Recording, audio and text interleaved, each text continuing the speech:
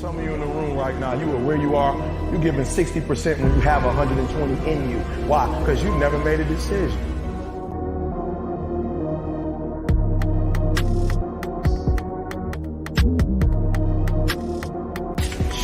Those of you in this room, you already there. Your problem is this is stuff you don't want to give up to go.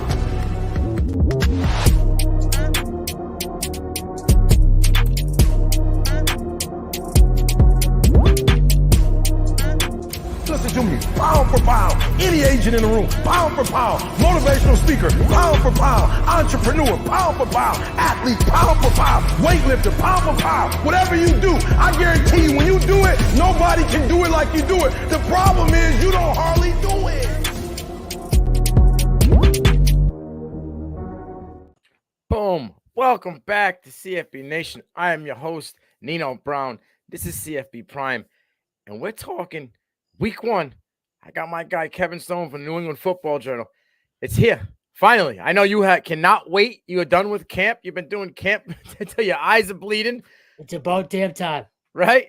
There's a lot to talk about here, but when Chief Ozakola comes down, on the horse and sparks that arrow in the ground, I hope to God that Bill O'Brien and the Eagles are ready for war, because it's been a long time, Kevin, since we've won a season opener against a ranked opponent. And I honestly think they shouldn't really be ranked, but they won't change anything from week 0 to week 1. Correct. It was Texas in 1976. Like, that's a long time ago. Yeah, Glenn Capolo was running for 1,000 yards leading the team, and Joseph Yuka, who was the head coach. Half the people watching the show right now don't even know who those guys are. I wasn't even alive. You know what I'm saying? So it's like, can Bill O'Brien change the culture that fast? What are your thoughts going into this game before we break down what happened to Florida State last week? He's certainly tried, to say the least. And there's been a lot of yelling at training camp over the last month and a half. Look, they're trying, and it's going to take time. You have a staff that is full of NFL experience, former head coaches. You have Will Blackman on staff. You have guys like Doug Marrone. You have guys like Rob Jasinski. Like, the knowledge is there, and they're trying to sort of pass it down. But on the flip side of that, the culture around there. It was, if we win 7 games, great. That's no longer the standard. No. The standard is the standard, as a lot of teams say, but it's true. And for example, yesterday, the first real regular season practice, it's outside as it's usually been throughout camp. And about 15, 20 minutes in, O'Brien says, F this, and takes him inside, runs practice inside the rest of the day. Now, I asked him about it after, and he wouldn't tell me why. And I'm assuming this is a complete guess, but I don't think he liked the intensity outside. Sort of wanted to bring, they're obviously blasting the Florida State, music over the loudspeakers and all that. It wasn't that loud outside. And I think he kind of wanted them to sort of walk in a little bit more indoors, tighter space, music sort of rattling around in your head. That's my only guess. But look, they're trying. I do think they're ready to go. It's just a matter of, when the lights come on, do they perform now? Yeah, I love the fact that he brought him inside. And I was watching last night on the Eagles Weekly podcast. Brett Ryder and Matt Hutchinson were talking, and they were saying how he was like, yo, it's not loud enough. Like, these guys need to understand when we go into Doak Campbell, it's not like, hey, we're alumni stadium, we're hanging. It's going to be extremely loud. They're probably going to be super pissed off. Right? You had fans just saying that they would eat shit out of a red Solo cup if Boston College were to beat Florida State. Like, these guys, they're expecting to walk all over us. Yep. So I think the line's 17 right now. I think it should be right around there. But I will say, and I didn't see the game, the Georgia Tech game. I was actually at BC practice. They were practicing right when that game kicked off. But everything I've seen, heard, and read is Georgia Tech dominated on the ground. Well, that's BC's bread and butter right now. Right. And we've talked about this numerous times. You have 5 running backs at least that could all be RB1s. And then obviously you have Tommy, who I think is better than the Georgia Tech kid, but that's just my opinion. If I could show you my doc, that's what it says, my man. So look, they have the necessary tools to beat this team. And I also think that running game, look, we've talked a lot about these new receivers. If you open up play action, well, now Florida State's all sorts of rattled. So, got to control the ball early. I want to see them take the crowd out early, not necessarily with an early score, but a long drive. Take the ball first if you win the toss, march it down their throats for 15 plays. Even if you take 3 there, you take the crowd out a little bit, get yourself settled in. We always hear about a fast start. I don't know if they need a fast start. They need a start that quiets that crowd as best as possible. This is how I described it to myself when I'm thinking about it. I watched the game 3 times, Florida State versus Georgia Tech, twice with no volume on and once live, right? Just because this is a big game for us. Like we were so close last year. And now I think that we kind of might have a little bit better talent in the pool, right? As well as the coaching staff. If they can go into this game as like a Floyd Mayweather fight, right? Floyd Mayweather doesn't prep for anybody. He goes in the ring, right, to withstand the barrage for the first 3 rounds and then adjust on the fly. I think that's what BC really needs to do. We know their game plan is going to be on the ground. That's all they really kind of have at the moment till the identity of the passing game develops, right? They just need – Florida State's pissed. I think Florida State's going to really wants to win the toss and go down and put 7 on the board. I think they want to put last week behind them. So if they can maybe stop them to 3, right? If it's a long drive and they don't get in the end zone and they get 3, I think in the sport that doesn't have more victories, that's kind of like, all right, they were ready to stomp on our necks here. We were standing a long drive, a couple body blows, right? We're still standing and we didn't get knocked out. And then if you don't score on the next drive, but like you said, eat some clock, get it into their side of the field, right? Show them like that Castellanos, like you said, I think Castellanos is a more athletic version of Haynes King, very similar in their strengths and weaknesses in the pass game, right? But when it comes to running the ball, I think Castellanos we've seen him do the Madden drill in the very first game he came in. He dropped back 25 yards and ended up getting pushing the ball 20 yards downfield. All we got to do is just be there, right? And then all the fire and the oomph after like the first 3 drives that Florida State has, if we're right there within a score, it's a whole different ball game because all that adrenaline is now gone. All the chopping and whoa, that's going to be kind of just murmured by then. And now it's just play ball, and I'm assuming that Adam Fuller is going to want to make adjustments. You know what I'm saying? But we also have Bill O'Brien and Doug Marrone, guys that have been in the NFL that all they do is adjust on the fly. So they're expecting these adjustments as well. I wouldn't be surprised if they came out passing the ball on the first drive just to put Florida State on their heels, like because they're expecting the BC Eagles to run the ball, and then all of a sudden now they start to drop back, and here comes Tommy on QB draws and shit like that. That would just wouldn't be surprising to me at all. No, to your point, look, I as the only one there, I don't want to necessarily give away everything I've seen. They actually had some issues with that last week. I'll tell you off air. They're not good, but quick passing game is huge. Screens, especially to Lewis Bond, they're going to try to get it out quick. To your point, they could come out throwing the ball, but laterally, not vertically. Yes, exactly. You'll see a lot of screens, a lot of crossers. Kamari Morales is going to be a big factor, I think, that people aren't talking about, just as a security blanket, if nothing else. But then you have a guy like Skeet, like Bond, like a Jaden McGowan, hell, like my guy, Luke McLaughlin. Guys that can get open quickly in small spaces. They have a lot of those guys. So to your point, they could come out throwing the ball, but if nothing else, they should have a much more balanced attack than we've seen out of them in God knows how long. And Tommy is not necessarily the best at reading and sort of waiting to get the ball downfield. So do not be surprised when they come out throwing the ball, 5-10 yards tops early on. And that, I think, is what they're going to have to, because after watching that game, I mean, people want to rip apart Florida State's defense, but they were there. Like they were, if you think about it, from the middle of the second quarter until that drive in the fourth quarter where Florida, where Georgia Tech took the lead, they were right there. They were battling them back and forth for each drive. My thing is they blanketed Eric Singleton Jr., who was their stud wide receiver. He was in motion like 65% of the game, and he got one reception. Yeah. You know what I mean? Like, and he had a couple carries out of the backfield. If they cheat the safety and they bring him up to cover Bond, and even if O'Brien and them put Bond in motion as they did with Singleton, and he kind of eliminated him early until we started to get into a groove. Can guys like Skeet, who is in that short and 18-minute game, excels? And the newcomer Bradley, can they be factors? Or will we see the guy who's emerged over the past couple weeks in Turbo be a factor out of the backfield and receiving game? All of them. I don't see a reason why not. That's the thing. You now have, when Zay Flowers was here, you shut down Zay. You shut down the offense. Right. They now have multiple weapons. So I'm not worried about double teams with this team. And you mentioned Turbo. Look, legitimately, between him, Ward, Robichaux, Datrell Jones, local guy who has had a hell of a camp, and even Jordan McDonald, they're going to use all of those backs. And you saw it in the spring game even. You were right next to me. Yeah. They have no problem deploying every single one of them.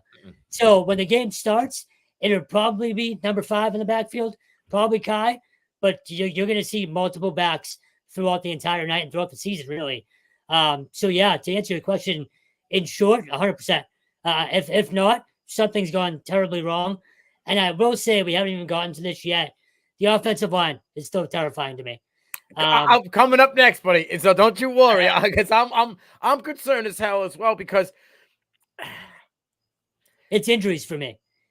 There's 2 guys that are out.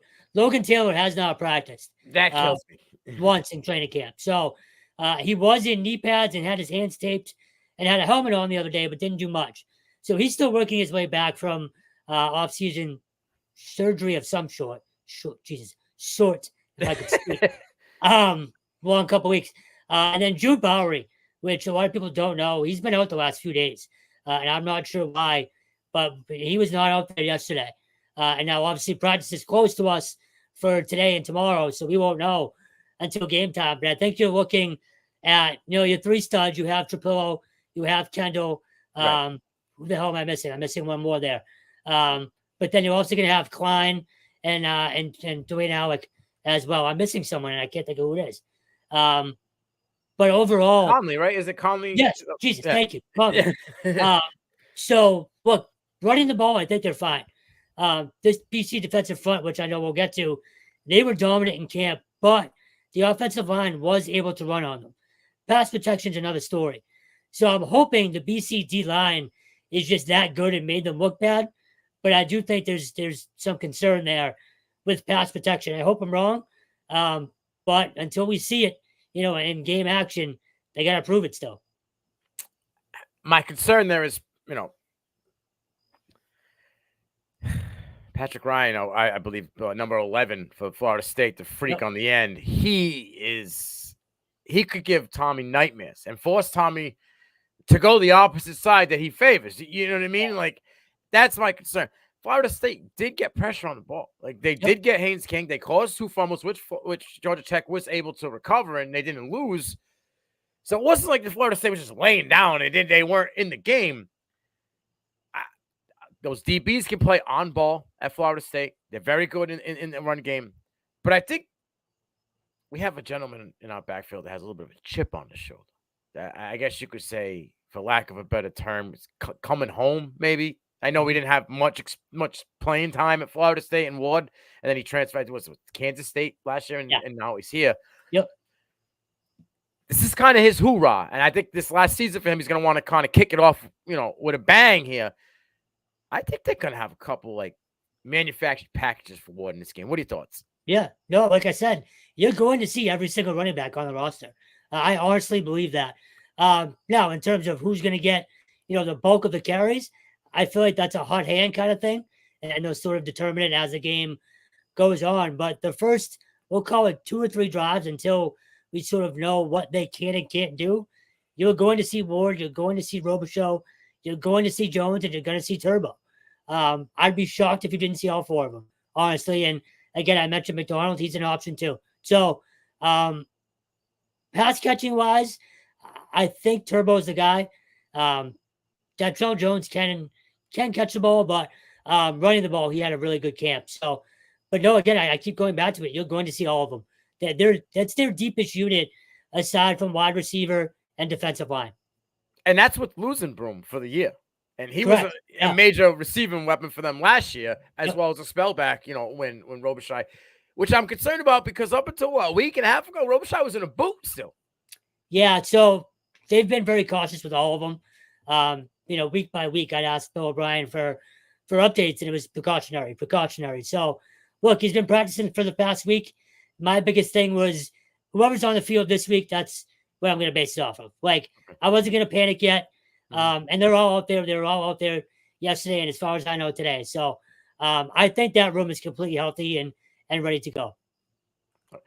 Georgia Tech's front seven gave DJU really all he could handle last week. And it wasn't just, the modern day Bill Romanowski and Zach Efford and Neck Roll McGee there. They all created pressure. They had 14 total pressures, 2 sacks, 2 hits. They had 24 run stops, okay? Florida State averaged 3.5 yards. So it's like, yes, that's our strength, but that was kind of, Florida State's, defensive strength that they were able to bottom up. I know that they did score 2 touchdowns on the ground, but like I said, the passing game was kind of anemic for Georgia Tech.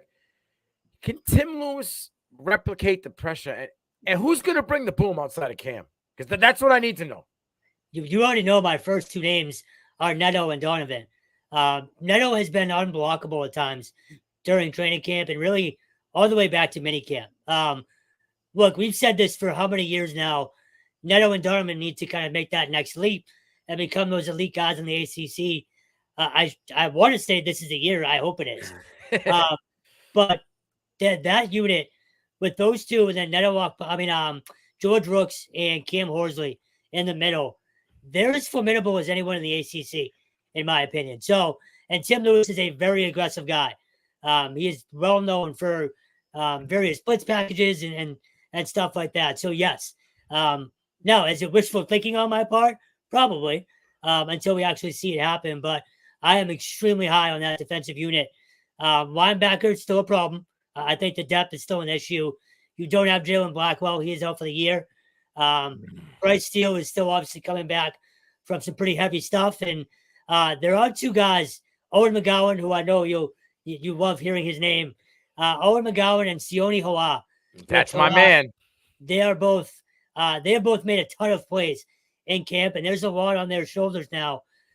Cam Arnold obviously is the leader of that group. He's probably going to have the green dot. And then Davion Crouch is going to surprise a lot of people. He made a play in training camp, might have been week 1 or 2, right in front of me on the sideline. They're working red zone. This kid made a diving play like he was a defensive back to make an interception, just laid out, like a shortstop in the hole. And I couldn't believe a linebacker made that play. He's very athletic. So the depth worries me there, but there is talent. DBs are good too. Amari Jackson's there. Yeah. Ryan Turner, Bryquise Brown. Jalen Cheek and KP Price at safety. This defense should be really good. But in terms of the pressure in the front 4, I'm as high on them as I have been in a long time. And it's the guys behind them as well. Sedarius McConnell, Josiah Griffin, Edwin Kawanje. There's names there that are going to be rotating in. So it's not just on those first 4 guys. There's a lot of guys who can make an impact. And obviously it's a hell of a first test on Monday night, but I am very high on that group. I think McConnell is going to be a huge rotational piece in this line. I mean, he's coming over from Illinois. He didn't get as much time as he had liked, and I think there was some injury concerns a little bit there as well. Yeah. Now he's healthy. He seems good. Donovan Ezraku was my guy on the defense that I think is just going to blow the doors off of teams. I think this kid is chiseled out of concrete. The Florida strength and conditioning coach that came over has literally made this gentleman like in the best shape I've ever seen him in the last 2-3 years. So that's how I feel about Hoa. Hoa is an absolute beast. He's always around the ball. So and you mentioned that hiring shouldn't be understated. That guy took the Florida job and within a week came here. Right. And just sort of watching how they go about things after practice conditioning wise. And it's a game changer, I think, for them. What he's done, I saw it at just from the pro day. Yeah. And never mind 2-3 months after that, where these guys are in now. It's just amazing. I feel like the stamina on these guys is going to be better than it was last year. Yep. Obviously, the mindset's there. As far as Salah, I love it. You got a guy that's coming out of being a natural DB, right? And now he's converting to like that slot linebacker, however you want to use him. This guy could be huge in the run game for us. He also could be enormous in the short and intermediate game, like eliminating tight ends, eliminating those slot guys. So I think he's going to be excelling in his role this year. You know what I mean? And I think there's we're always looking for someone, like we said, outside of Cam to kind of shoot these gaps that these guys are going to be creating. I think Kalai is going to be a dude that we're going to be talking about a lot. So we talked about Turbo being out for a week or so. Halal was the reason why. He absolutely smoked him in a scrimmage. And he was out for about 3 or 4 days. So he's a no mercy kind of guy. And one other guy we already mentioned, but Owen McGowan, he's really stepped it up in camp. This needs to be his sort of breakout year. And if that linebacking core is going to be good, he's got like 4 interceptions in camp. So he's kind of been a ball hawk of sorts over the middle. You mentioned eliminating tight ends. I think that's where he can come up big. But yeah, overall, this defense, again, we've talked about it for years now. Halfley didn't really unleash them. They're going to be unleashed this year, I think. Yeah, you also have, the other Ohio State guy, Karen Martinez, who seems to be more of a depth piece, right? So, look, he was having a fantastic camp. I would have had him, first or second on the depth chart in terms of either DB or safety. He's been out for the past week or so. I don't remember seeing him yesterday. He was, again, phenomenal camp. So if he gets healthy, that's another key piece to that rotation back there, either at safety or cornerback. Very versatile. Him and Carter Davis, 2 guys that can move around. And then Nate Johnson, Kyrie Johnson. Yeah, is a guy that's going to move around a lot. He's actually been down in the box a little bit during camp. So curious to see if that continues as well, especially with that linebacker depth kind of still in question. We've talked about it before, off camera and stuff. And John Poople was a kind of a love-hate relationship. There was you'd have a quarter where you loved him, and then there'd be that one drive where you're like, oh man, John, come on. But he was a leader out there in that secondary. And it seems as though I'm assuming KP Price is going to take over that role as being the leader in the secondary. Is it just Price, or will Cole Batson kind of play a part in that as well? So Cole's been out, so he's going to sort of still working his way back. He's like 3rd on the depth chart right now. Okay. Now watch, BC will unleash, reveal it tomorrow. He'll be freaking 1 or 2. Well, they have Nelson as well, right? Victor Nelson. Yeah, but they'll make me look like an idiot probably. But no, it's sort of a group effort kind of thing. This is a very, how do I put this? Very swaggy defense now. That secondary as a unit believes they can shut down anybody.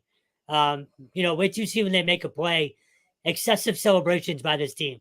And I'm not saying to the point of getting a flag, but you know what I mean? Yeah. You see a confident secondary when everybody's sort of walked in together and celebrating each other's plays.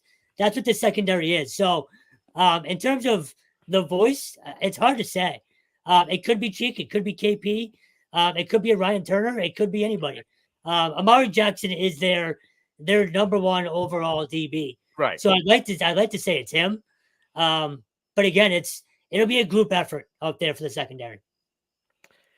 You see it more on field than I do because you're there almost every single day. Mm-hmm. Florida State's going to yap. Oh God, they're going to talk. Who's going to be the guy that's going to be able to, give it back to them on frankly, the entire team. I'm not even kidding. So look, the first 3 days of camp, there were 6 fights. 6 in 3 days. Finally, by day 3, the very last fight, Bill O'Brien basically said enough of this shit. The Patriots never fought this much. You're not the Patriots. Right. He kind of threatened scholarships. Like, he was dead serious at that point. But overall, to your point, or your question, everybody will chirp. This is a very confident team.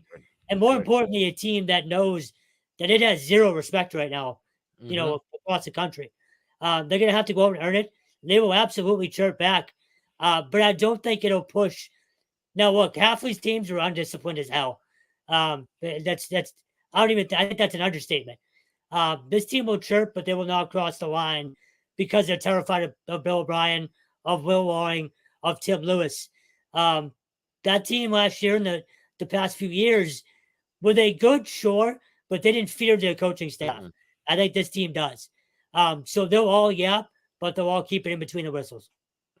That's what we want. I just don't want to be pushed over. You know what I mean? I don't want these guys in Florida State coming out there and just getting in your head mentally and pushing you over that way. Because you win at the line of scrimmage like that, it's going to be a long Saturday or Monday for us. All right, wrapping it up quick. The last question for you. Florida State is a 16.5-point favorite, which seems, I know you said it's right where they should be. I think it seems high. I don't think I saw anything from that offense. And then the over-under's at 49.5. So my brain starts to think Vegas has got to seem that the Seminoles are going to put up at least 30. I don't see that. I don't see where there's going to be a wide receiver on that team to step up, because in that game, I think they had trouble trying to figure out where their weapons were.